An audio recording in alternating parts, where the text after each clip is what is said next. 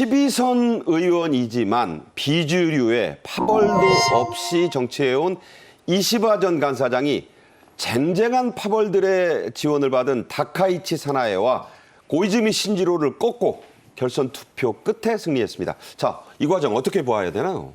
네, 이시바 새 총리 이제 내일 취임합니다. 다른 대다수의 정치인들과 같이 그 이른바 일본에서는 세습 정치인이라 그러는데 그 3대째 정치하는 이 가업이 정치인 집안의 출신이에요. 그런데 젊을 때는 뭐 은행원으로 한 5년 정도 근무하기도 하고 그랬습니다. 예, 그리고 29살에 최연소 중의원 의원이 됐는데 지금 표에 나오는 대로 그 1차에서 과반이 있으면 끝나는데 과반이 없으면 결선 가잖아요. 1차에서는 2등을 했어요. 네, 2등 했습니다. 27표 차이로 2등을 했는데 3등을 한 고이즈미 쪽의 표가 모이면서 이제 2차에서 역전을 시켰습니다. 그런데 이 역전되는 데는 또 다 이유가 있는 것 아니겠습니까? 네. 그 이시바 새 총리가 굉장히 그 온건하고 합리적인 그러면서 기존의 자민당의 그 파벌 정치에는 상대적으로 좀 물이 덜 든 사람. 그래서 무계보 이렇게 불리는 사람입니다. 그렇죠. 그러니까 사실 지금 자민당이 오랫동안 장기 집권을 하고 있지만 일본 국민들이 계보 정치가 좋아서 계속 자민당 하는 건 아니잖아요. 그런데 상대적으로 이시바라는 사람이 꽤 오랫동안 한 20여 년 지금 정치하면서 12선은 됐지만 계보 정치에 매몰되지 않은 네. 그러면서도 비교적 합리적이고 온건한 그리고 일본 국민들한테는 이시바라는 사람을 좋아할 만한 여러 가지 요소들이 또 있었던 것 같아요. 네. 이를테면 일종의 오다쿠, 여러 가지 그 분야의 오다쿠라고 알려져 있고. 마니아라고 그러죠. 예, 그렇습니다. 네. 예, 아주 특정 분야에 굉장히 몰입해서 취미 활동을 하는. 근데 일본인들이 대체로 그런 경향들이 좀 있고요. 네. 근데 제가 보기에 뭐 철도 오다쿠라든지 이런 대목을 가면 일본 국민들이 굉장히 대중적으로 우리하고 그런 비슷하다. 마니아층이 있는 영역이기 때문에 네. 또 카레 오다쿠라 그러잖아요. 네, 카레도 좋아한대요. 일본인들 카레 굉장히 네. 일상적으로 잘 먹습니다. 그러니까 일반 국민들, 서민들 입장에서는 나하고 비슷한 보통 사람인 것 같다라고 하는 이미지를 주는데 성공한 것 같아요. 그래서 이번에 5번째 도전 끝에 극적인 역전승을 이뤄냈습니다. 사전 5기다. 그렇습니다. 이렇게 말할 수 있습니다. 이시바 당선인 앞서도 잠깐 말씀하셨지만 세습 정치인이긴 한데 20대 초반에는 은행원을 했고요. 그 뒤에 이제 정치에 입문했습니다. 여러 오다쿠, 뭐 일본말 자꾸 써서 안 됐습니다만 안보 마니아라고 불리는데 자, 안보 관련된 부장관, 장관을 3번이나 역임했죠. 그러니까 방위청 장관을 한 건데요. 근데 이제 안보 쪽이나 뭔가 방위청 쪽에 일을 한 경력이 있다 그러면은 군사 쪽을 강조하게 되고 그러면 아무래도 우리 입장에서는 좀 경계하게 되죠. 일본의 군국주의가 다시 떠오르게 되고 그런데 네. 이 이시바 새 총리는 그런 면에서 굉장히 독특합니다. 네. 군사 안보 쪽에 깊이 몰입해 있는데 네. 이 사람의 주장을 보면 굉장히 합리적이에요. 아하. 물론 이번에 새 총리로 당선된 직후에 내놓은 주장, 이를테면은 아시아판 나토 이런 거는 여러 가지로 우리하고도 직결되기 때문에 굉장히 꼼꼼하게 따져봐야 될 대목이 있습니다. 네. 그리고 아무리 그게 필요하더라도 미국 쪽에서 응하지 않으면 안 되는 얘기이기 때문에 제가 보기에는 약간 좀 리스크가 있는 그런 주장이라고 생각합니다만 근데 그 아시아판 나토라고 하는 것도 가만히 보면 우리 입장에서는 나쁠 것 같거든요. 아하. 우리가 지금 나토형 핵공유 같은 얘기를 하고 있잖아요. 핵 공유. 예. 우리가 직접 핵무기 개발을 못한다면 나토식으로 미국의 핵무기라도 우리가 좀 쓸 수 있는 권한을 좀 부여해달라. 이게 나토형 핵공유잖아요. 네. 그 유사한 주장을 지금 이시바 새 총리가 지금 하고 있는 겁니다. 그런 면에서는 기시다 후미오 총리에 이어서 새 총리가 된 이시바 총리하고도 우리하고는 국가적인 이익이라는 관점에서는 상당히 접합점이 많다. 상당히 이 조율하기가 쉬운 그런 상대가 일본 새 총리가 됐다. 이렇게 저는 평가합니다. 네. 이시바 새 일본 총리 내정자 이제 곧 되겠습니다만 우리와의 관계도 참 돈독합니다. 주일 한국대사관에 찾아와서 자주 왔다고 하죠. 식사를 함께 하면서 얘기를 나눈 정치인으로 알려져 있습니다. 향후 한국과의 관계는 어떻게 되나갈까요? 네, 이제 일본의 정치 문화하고 우리하고 비슷한 점도 있지만 좀 다른 점도 있는데요. 우리는 국회의원 하면은 엄청 막 높고 막 절벽처럼 뭐가 가려져 있잖아요. 스스로들 또 그렇게 해요. 네. 장벽이 있는데 일본의 이 국회의원은 워낙 선거를 자주 하니까 또 상하 양원이 있잖아요. 특히 중의원. 예, 중의원의 경우에는 굉장히 서민 친화적입니다. 네. 그리고 워낙 선거를 자주 하고 언제 할지 모르기 때문에 늘 선거에 대비하게 돼 있습니다. 우리나라는 웬만해서는 국회의원 한 번 하면 4년간은 그냥 임기가 보장되다시피 하잖아요. 그렇죠. 그런데 일본은 안 그렇거든요. 지금 당장 11월, 12월에 총선 한다고 얘기하고 있고. 뭐 빠르면 10월 말 얘기도 나옵니다. 예, 그렇습니다. 그럼 한두 달 후에 떨어질 사람, 붙은 사람이 또 새로 나타나잖아요. 이런 굉장히 그런 면에서 이 역동성이 있는 그런 정치 구조이기 때문에 일본 정치인들에게 특히 국회의원들은 이렇게 성벽에 가려져 있는 대단히 높은 이런 존재가 아닙니다만 네. 그럼에도 불구하고 이런 그 다선 의원이 대한민국 대사관에 그냥 아무렇지도 않게 와서 꼭 대사를 만나야만이 된다. 이 국회의원들은 또 그렇잖아요. 그렇죠. 대사 아니면 안 보죠. 근데 이시바 의원은 그러지 않았거든요. 그냥 참사관하고도 얘기하고 대사가 없으면 있으면 그러니까. 대사랑 얘기하겠지만 그렇죠. 이렇게 굉장히 편안하고 소탈하게 움직이는 걸로 봐서 이를테면 한국에 대한 호감이 없으면 그러라 그래도 그러겠습니까? 그렇죠. 예. 그래서 저는 이 한국에 대해서 굉장히 여러 가지 좋은 감정을 갖고 있는 사람이다. 특히 우리 입장에서 굉장히 예민하게 보는 게 야스쿠니 신사 참배 문제 아닙니까? 그렇죠. 이 사람은 야스쿠니 신사 참배 안 한 사람. 반대하고 있습니다. 예, 그리고 반대하고 있거든요. 예, 그런 점에서도 단순히 한국을 좋아한다를 넘어서 미래 한일 관계를 제대로 정립해 가는데 늘 역사 문제가 좀 이 걸림돌처럼 되어 왔었는데 그렇죠. 이 문제가 원천적으로 좀 이런 문제로부터 자유로운 사람이다 하는 점에서 상당한 기대를 하기도 합니다. 네. 앞서도 잠깐 언급했지만 이시바 시게루 새 총리 내정자의 한국관 또 안보관에 대해 좀 더 얘기해 보겠습니다. 일본 정계의 유명한 안보통인데 본인이 안보에 대한 책도 여러 권 썼죠. 예, 그렇습니다. 박인총 장관을 했기 때문에 그쪽의 실제 전문가라고 할 수 있습니다. 그래서 아까 제가 잠깐 말씀드렸습니다만 동북아시아의 이 나토 이것을 얘기한 것은 저는 굉장히 좀 심각한 의미를 갖게 된다 이렇게 생각합니다. 네. 이시바 새 총리의 주장을 한마디로 요약하면 이겁니다. 지금 이 동북아시아만큼 여러 가지 군사적인 위협에 직면해 있는 지역이 없다. 이를테면 당장 러시아가 지금 우크라이나를 지금 침략하듯이 전쟁 벌이고 있고 아시아판 나토 얘기할 때도 우크라이나 전쟁을 예로 들어서 얘기하거든요. 네.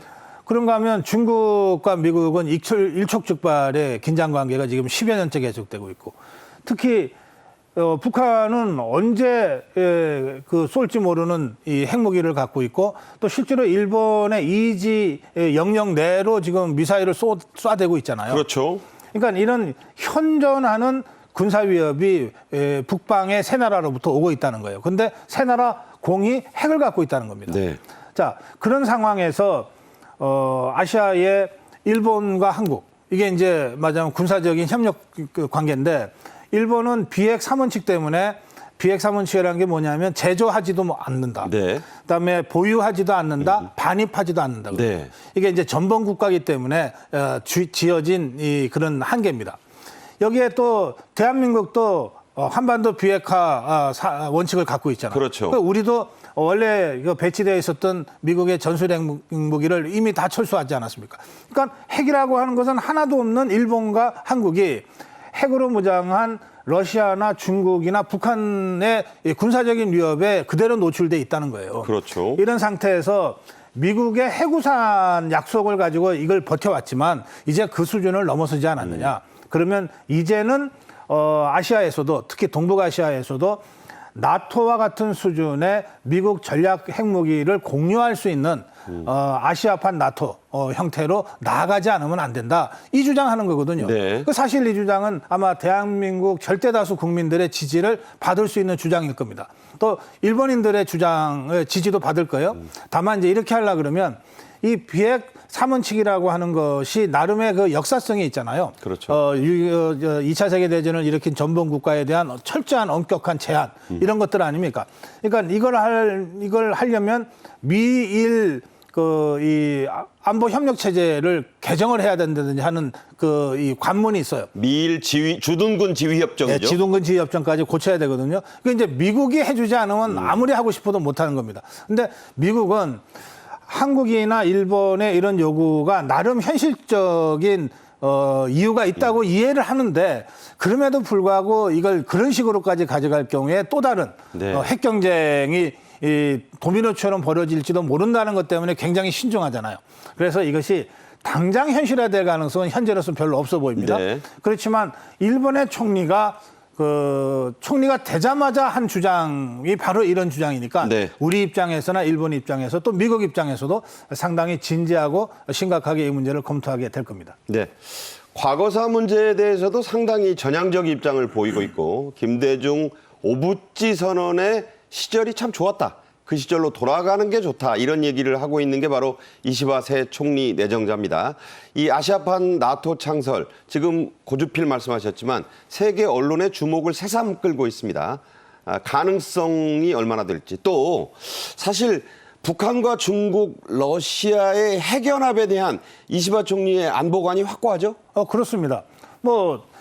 일본의 정치인들이라고 해서 다 북한이나 중국의 군사적 위협을 현장감 있게 알기는 어려울 거예요.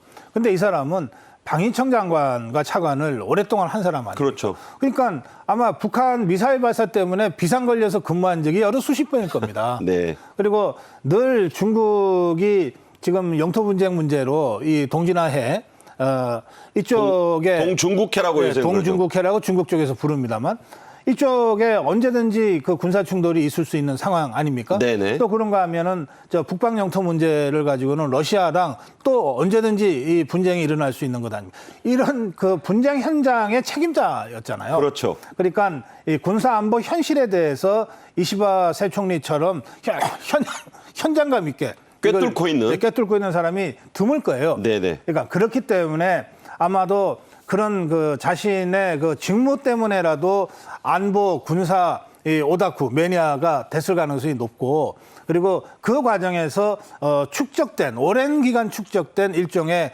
철학이 생긴 거죠. 네. 이 국가 안보 또는 군사 문제에 관해서는 나토형 아시아판 나토가 필요하다든지 또는 비핵 삼원칙은 어떤 형태로든 수정돼야 된다든지 하는 여러 가지 이야기들이 앞으로 계속 나올 것 같습니다. 네.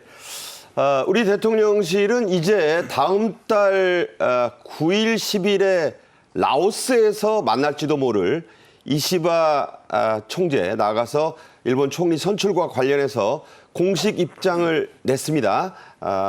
그래픽으로 보여드릴 텐데 앞으로 이시바 총리 시대의 한일 관계, 윤석열 대통령과의 어떤 동반자 관계, 자 어떻게 전망하십니까? 저는 일단 순항을 예상합니다. 지난번에 기시다 후미오 총리가 퇴임 한 달 정도밖에 안 남긴 시점에서 1박 2일로 일부러 우리나라를 오지 않았습니까? 그랬죠. 그때도 제가 이렇게 여기서 이 자리에서 논평한 기억이 납니다. 이미 이제 그만둘 총리한테 뭐 그렇게 환대를 하냐. 그게 아니다.